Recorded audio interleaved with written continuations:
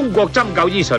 有一種叫做耳穴針灸治療，只要睇下隻耳仔就知道你有咩病痛，然後用銀針刺進穴位進行治療。隨住醫療科技進步，部分醫師更引入西方科技，用激光代替針灸，調理身體，治療各種奇難雜症。激光治耳擊病魔。我哋嘅耳朵負責聽覺嘅功能，而喺中國針灸醫師嘅眼中，我哋嘅耳朵更係遍佈穴位，呢啲穴位正好反映咗身體各部分嘅健康狀況。喺呢啲穴位對症下藥嘅話，就可以有助康復啦。我哋嘅口訣咧就係話咧嚇，有病必有穴。當我哋有病嘅時間咧，喺耳仔咧就有一啲反應嘅點出現嘅，嗰啲穴位咧我哋刺激佢咧就可以調節身體裏邊嘅機能噶啦。耳穴療法嘅理論認為，一個人有病喺耳仔相應嘅穴位嗰度就會有變異。但係一個人嘅耳仔咁細，用啲咩方法可以觀察病況呢？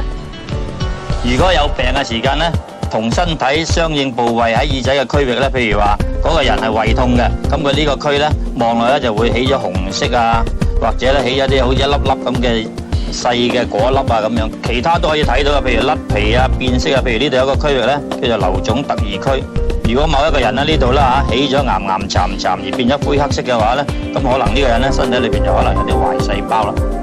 徐醫師話，當耳仔嘅穴位出現問題，我哋只要用手輕壓穴位，如果覺得痛，咁就代表嗰個器官有毛病，病人需要接受治療。耳穴光針新療法。傳統針灸治療，醫師會用一啲特別設計嘅銀針刺落去人體穴位進行治療。相傳呢一種針灸療法已經有成3000年歷史啦。其實呢一種咁嘅療法咧，同呢個傳統嘅針灸嗰種方法有咩唔同？基本上係一樣嘅啫，只不過咧佢就唔使用銀針，就改用咗激光，仍然咧有嗰個深刺入去嘅道理，就發揮到一個刺激穴位嘅療效。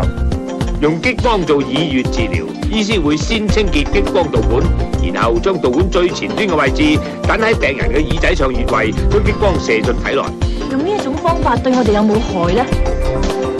其實就激光有好多種類嘅，譬如而家呢種咧就係外來激光 Helium Neon，呢個咧只係滲透力嘅啫。